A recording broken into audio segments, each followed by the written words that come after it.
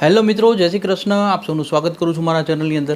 Canada તરફથી અત્યારે બે અપડેટ આવી રહી છે. એક સારી છે, એક ખરાબ છે. કારણ કે કેનેડાના એક પ્રોવિન્સે ન્યૂ એપ્લિકેશન્સ પ્રોસેસ કરવાની ના પાડી દીધી છે, એટલે ઘણા લોકો માટે ખરાબ અપડેટ છે. પરંતુ અમુક લોકો, જે લોકો ઓલરેડી નોવા સ્કોશિયામાં રહી રહ્યા છે, જે લોકો ઓલરેડી કેનેડામાં રહી રહ્યા છે, આ લોકો માટે અમુક લેવલે સારી ન્યૂઝ કહી શકાય ને અમુક લેવલે ખરાબ ન્યૂઝ કહી શકાય. શાંતિથી વિડીયો જોશો, લાસ્ટ સુધી સમજશો તો તમને ખ્યાલ આવી જશે. કારણ કે જે લોકો નોવા સ્કોશિયામાં રહે છે એમના માટે સારી ન્યૂઝ કહી શકાય, નોવા સ્કોશિયાની બહાર છે એમના માટે ખરાબ ન્યૂઝ કહી શકાય. દરેક વસ્તુની હું તમને શાંતિથી ડિટેલ સમજાવીશ. જો તમે લાસ્ટ સુધી વિડીયો જોશો તો તમને સમજાઈ જશે. ઉતાવળ કરશો, કાપીને જોશો તો તમને જ નહીં સમજાય. બેટર છે કે શાંતિથી 5 મિનિટની વાત હોય છે તો 5 મિનિટ વિડીયો જુઓ તો તમને સમજાઈ જાય. મેઇન ટોપિક પર આગળ વધીએ પહેલાં જો ચેનલ પર નવા છો તો સબસ્ક્રાઇબ કરવાનું ના ભૂલતા, વિડીયોને હાઇપ કરવાનું ના ભૂલતા. કારણ કે સ્પ્રેડ એજ્યુકેશન, સપોર્ટ એજ્યુકેશન. અને લાસ્ટમાં જો સારો લાગે તો લાઇક કરજો અને સવાલો વધે તો કોમેન્ટ કરતા રહેજો. આપણે સોલ્વ કરવાની સાથે મળીને કોશિશ કરતા રહીશું. હવે તો કે આજે હું તમારી સાથે જે અપડેટ કરું છું, કેનેડાનું જે એક પ્રોવિન્સ છે નોવા સ્કોશિયા, એમનું એક ન્યૂ ડિક્લેરેશન આવ્યું છે. ન્યૂ એપ્લિકેશન્સ જે છે અત્યારના સિનારીઓની અંદર, જે ઇન ડિમાન્ડ કેટેગરી, કઈ કેટેગરી ડિમાન્ડમાં રહેશે ને કઈ આઉટસાઇડ રહેશે ડિમાન્ડથી, બંને વસ્તુ ઉપર આપણે આજે ડિટેલમાં ચર્ચા કરીએ. એ એપ્લિકેશન્સ હવે એ લોકો આગળ આ વર્ષના એન્ડ સુધી પ્રોસીડ નહીં કરે તો બેટર છે. કોણે હવે નોવા સ્કોશિયા ફોકસ લિસ્ટમાંથી હટાવી દેવાનું છે, કોના લોકોએ નોવા સ્કોશિયાને ફોકસ રાખવાનું છે. આપણે ડિટેલની અંદર આને જોઈએ એટલે તમને લોકોને પ્રોપર સમજાઈ જશે. હવે તો કે આની પાછળનું કારણ એવું છે કે ઓલરેડી નોવા સ્કોશિયન જે એલોકેશન્સ મળ્યું હતું 2025નું, એ ઓલમોસ્ટ ફૂલ થવા જઈ રહ્યું છે. આને કારણે હવેથી પ્રાયોરાઇઝેશનને ફોકસ થશે. હેલ્થકેર અને સોશિયલ આસિસ્ટન્ટ 62વાળા અને કન્સ્ટ્રક્શન 23, અને આ એનઓસી કોડ નથી હોત 6323, એને આઈસીએસની હું વાત કરી રહ્યો છું. આ બે જે સેક્ટર્સ છે આનું પ્રાયોરિટી આપવામાં આવશે. આ સાથે જ તે જો નોવા સ્કોશિયા એટલે કે આઉટસાઇડ કેનેડાથી જે લોકો એપ્લાય કરે છે નોવા સ્કોશિયા, આ લોકોમાં કઈ 3 category, healthcare, social assistant and constructions, આને પ્રાયોરિટી રહે. આ સિવાય જે લોકો એઆઈપીમાં જતા હોય, કારણ કે આ બધી લિમિટેશન્સમાંથી આને થોડુંક અપવાદ આપવામાં આવ્યો છે, બહાર રાખવામાં આવ્યું છે, એક્સટેન્શન આપવામાં આવ્યું છે કે આની અંદર જે એમ્પ્લોયર હાયરિંગ કરી રહ્યા છે એમાં ટ્રકિંગ, સાયન્સ અને ટેકનોલોજી, ક્લીન એનર્જી સેક્ટર અને રિસોર્સ ડેવલપમેન્ટ. હવે જો આ કેટેગરીમાં તમે ના આવતા હો તો નોવા સ્કોશિયા તમારા પ્રાયોરિટીના લિસ્ટમાં હોય ત્યાંથી એને નીચે લઈ લેજો. કારણ કે તમે ખાલી ખોટી મહેનત કર્યા રાખશો તો તમને ફાયદો નહીં થાય. પરંતુ આની સામે હવે નોવા સ્કોશિયા પ્રાયોરિટી કોણ રાખવાની જરૂર છે તો હું એની વાત કરું તમને. નોવા સ્કોશિયાના ડિક્લેરેશન મુજબ આ વર્ષે જેમની બી વર્ક પરમિટ એક્સપાયર 2026માં થતી હશે એમને પ્રાયોરિટી અત્યારે નહીં મળે. પ્રાયોરિટી કોને મળશે? જેમની વર્ક પરમિટ 2025માં પૂરી થતી હશે એમને પ્રાયોરિટી આપશે. આ નોવા સ્કોશિયા ગવર્મેન્ટ તરફથી આવેલું અનાઉન્સમેન્ટ હું તમારી સાથે સરળ ભાષામાં શેર કરી રહ્યો છું. એટલા માટે સારા ન્યૂઝ મેં કીધા એ નોવા સ્કોશિયામાં રહેતા હશે, જેમણે વર્ક પરમિટ હશે, એપ્લાય કર્યું હશે, આ લોકો જે રાહ જોઈ રહ્યા છે જેની ડેડલાઇન 2025 છે ડિસેમ્બર સુધીની, એટલે કે આ વર્ષના એન્ડ સુધીની જો ડેડલાઇન છે તો પહેલી પ્રાયોરિટી એ ફાઇલને મળશે.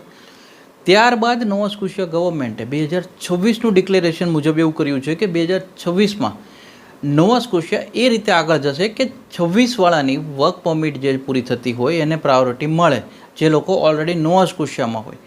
આની અંદરથી બી જેણે પોતાનો ઇન્ટેન્શન લોંગ ટાઈમ નોવા સ્કોશિયાને આપવાનો વિચાર્યો હોય તો એને બી પ્રાયોરિટી આપવામાં આવી શકે છે. પરંતુ આ એક જજમેન્ટ છે, આનું હજી કોઈ ઓફિશિયલ નથી. એટલા માટે મેં કીધું હતું સ્ટાર્ટિંગમાં કે અમુક સ્ટુડન્ટ માટે અમુક સારા બી છે ને ખરાબ બી ન્યૂઝ કહી શકાય કે આની કોઈ હજી એ લોકોએ કહેવાય ને કે મોહર નથી લાગી. જેમ આજે એક એક્ઝામ્પલ 25વાળા માટે એમણે ઇન્ફોર્મ કરી દીધું કે 2025માં વર્ક પરમિટ પૂરી થતી હશે એને તો એ પ્રાયોરિટી આપશે જ આપશે અત્યારે, પરંતુ 26માં પ્લાનને કન્ટિન્યુ કરી શકે છે, કરશે જેવું હજી ડિક્લેરેશન નથી. એટલા માટે કે 2026માં જે વિદ્યાર્થીઓ નોવા સ્કોશિયામાં હોય એમણે એમનો ઇન્ટેન્ટ ટુ સ્ટે બતાવ્યો હોય નોવા સ્કોશિયા ગવર્મેન્ટને ફાઇલ કરી હોય ત્યારે, અને એમની વર્ક પરમિટ 2026માં જો એક્સપાયર થતી હોય તો એ લોકોને એક માઇનસ પોઈન્ટ એ છે કે આ વર્ષે એમને પ્રાયોરિટી મળવાના ચાન્સ બહુ ઓછા. 2026માં 50-50 કહી શકાય કે હા આ જ પોલિસીને અગર આગળ લઈ જવામાં આવે તો સારું છે. ના હોય તો હા એક છે, હું કોઈ પેનિક કરવા યા તો ડરાવવા માટેની વાત નથી કરી રહ્યો, પરંતુ આ અહેવાલમાં જે મેન્શન કરેલું છે હું તમારી સાથે શેર એટલે કરી રહ્યો છું કે મેં તમને કીધું તો સાચી કે ખરાબ પણ માહિતી તમારી સુધી હશે ને તો તમે એની સામે અગેન્સ્ટમાં જે એક્શન્સ લેવા હોય ને એ એક્શન્સ માટે પ્રોપરલી પ્રિપેર થઈ શકશો. આ ઇન્ટેન્શન સાથે હું તમને કહું છું કે 2026વાળા વિદ્યાર્થીઓ માટે એ લોકોએ કીધું છે કે એ જ રીતે પ્રાયોરિટી થશે, પણ એની પૂર્તિ જ્યારે બી કરશે અથવા જ્યારે બી માહિતી આવશે અમે લોકો તો શેર કરવાની કોશિશ કરીએ જ છીએ, પરંતુ અત્યારે આ માહિતી છે એટલે એ પોઈન્ટ સાથે હું તમને ક્લિયરલી સમજાઈ રહ્યો છું. હવે જો તો કે આની સાથે જ હું તમને કહું તો આની અંદર એક પ્રાયોરિટી સેક્ટર્સ મળી રહ્યા છે કે જે સેક્ટર્સની હું તમને વાત કરું, health care, social assistant, construction અને જે લોકોની વર્ક પરમિટ 2026માં એક્સપાયર થઈ રહી હશે એના ઉપર ફોકસ કરશે. હવે તો કે આની અંદર આ અહેવાલમાંથી વિદ્યાર્થીઓ જેમ કે આજે ઘણા વિદ્યાર્થીઓ કહું છે, ઘણી વખતે હું જોઉં છું કે એકચ્યુઅલી તમે વિદ્યાર્થીઓને મારું કહેવાનું એટલું જ છે, તમે એવા સ્ટુડન્ટ્સ છો કે જે ભારત જેવી કન્ટ્રીમાં મોટા થયા છો, તમે તમારું ઇંગ્લિશ ઇમ્પ્રૂવ કર્યું, આયલ્સ આપી, કેનેડામાં ગયા, ભણવાનું બી પૂરું કર્યું, વર્ક પરમિટ પર છો, સારા સેટલ થયા છો, તો ડરો નહીં. પહેલી વસ્તુ તો ડિમોટિવેટ ના થાવ, રસ્તા હોય જ છે, શોધવાની જરૂર હોય છે. ઘણા આ એટલા માટે છે કે હમણાં થોડા ટાઈમ પહેલાં કોઈ પેરેન્ટ સાથે જ વાત કરતાં ખબર પડી કે એમનો બાળક બી કહેતો સર કંટાળી ગયો છું, રિટર્ન આવી જવું છે. કંટાળા આવવાથી કશું નથી થવાનું. તમે તમારા ખાલી મા બાપની જ હિસ્ટ્રી જુઓ, તમને ખાલી મોટા કર્યા છે ને એ 20 વર્ષની હિસ્ટ્રી જુઓ યા 30 વર્ષની હિસ્ટ્રી જુઓ, તમને લોકોને ખબર પડી જશે કે ઓલરેડી એમણે કેટલી પ્રોબ્લેમ ફેસ કરીને આ બધું કર્યું છે. તો તમે જો એ બીજા મોટિવેશનલ કોઈ સ્ટોરી રાજા મહારાજાની જોવાની જરૂર નથી, તમારા મા બાપની ખાલી સ્ટોરી જોશો ને, કારણ કે એ યુગ જ એ હતો કે જ્યાં આગળ હજી કન્ટ્રી આઝાદ થઈ, આઝાદ થયા બાદ થોડું ડેવલપમેન્ટ આવી રહ્યું હતું, ટેકનોલોજી હતી નહીં, તો બી એમાં બધી સિચ્યુએશનમાં લડીને બી તમને લોકોને કેનેડા મોકલ્યા છે. તો આ જર્ની જે હતી એ જર્ની કોઈ ઇઝી નહોતી રહી. તમે લોકો જે ફેસ કરો છો ને એનું 10% બી નથી.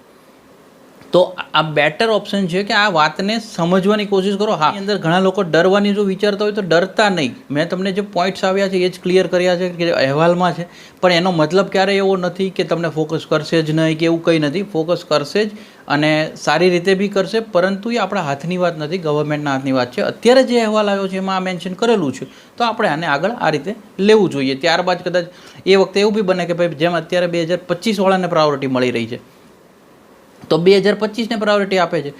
2026ની અંદર આ પ્રોગ્રામ અગર એવું લાગ્યું કે સક્સેસ ગયો કે ભાઈ ચલો 2025માં આપણે પ્રાયોરિટી આપી દઈએ તો વિદ્યાર્થીઓ સારા આપણને ઇકોનોમીમાં ગ્રોથ માટે કામ આવ્યા, કારણ કે એક્સપિરિયન્સ ઓલરેડી આપણી જ તે પ્રોવિઝનો હતો. તો એ જ રીતે તમે લોકો 2026માં બી પ્રાયોરિટીમાં આવી શકો છો. ઓલવેઝ પોઝિટિવ વિઝન સાથે આગળ વધો એટલે તમને કોઈ ટેન્શન લેવાની જરૂર ના રહે. અને જો આ બધી વસ્તુઓ જે થઈ રહી છે એકચ્યુઅલી આ બધું નોવા સ્કોશિયા ગવર્મેન્ટ હોય યા બીજા કોઈ પ્રોવિન્સવાળા હોય તો એ લોકોએ કેમ કરવું પડે છે, કારણ કે જે એમના એલોકેશન્સ હતા 1,10,000 પ્રોવિઝનલ કોટા જે હોય છે ઇમિગ્રેશન, એ ન્યૂ ચેન્જીસ થયા ઇમિગ્રેશનના ફેડરલ ગવર્મેન્ટ કેનેડાના, એમાં જે હાફ થઈ ગયા છે. કારણ કે હું તમને જો નોવા સ્કોશિયાને કહું તો એઆઈપી સાથે 6,300ની જે વાત હતી એ સીધા 3,150 પર આવી ગયા છે. આ બધાને સરખી રીતે એડજસ્ટ કરવાને કારણે આ બધું થાય છે. આ જ રીતે આવા જ બધા ફેઝ જો કહું તો બ્રિટિશ કોલંબિયા પીએનપી, ઓઆઈએનપી પીએનપી, જે ઓન્ટારિયો પીએનપી આપણે કહીએ છીએ, ન્યૂ બ્રોન્ઝવિક, ન્યૂ ફાઉન્ડલેન્ડ, લેબ્રાડોર, આ લોકો બી આ બધા પ્રોબ્લેમ ફેસ કરી રહ્યા છે.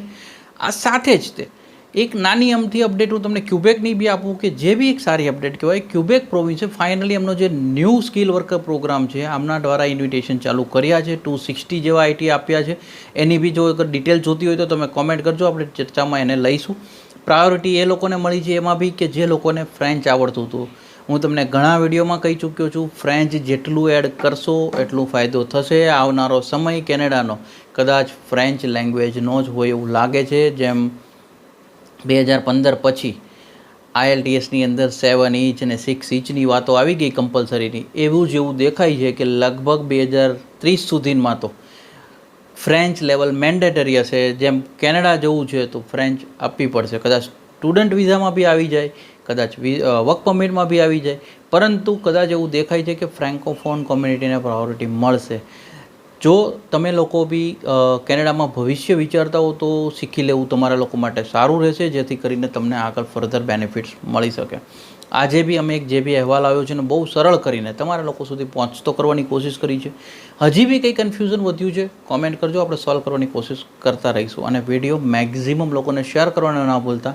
સારો લાગ્યો છે તો લાઇક કરજો, તારે ના લાગ્યો હોય તો ન કરતા તમારી ચોઈસ છે. જો સારો લાગ્યો હોય તો લાઇક કરી અને કોમેન્ટ સેક્શનમાં સ્લાઇડ કરશો એટલે હાઇપનો ઓપ્શન આવે, હાઇપ કરશો એટલે 770 પોઈન્ટ તમે આપી શકશો વિડીયોને સબમિટ કરશો એટલે મેક્ઝિમમ લોકો સુધી વિડીયો તમે શેર કરી શકશો.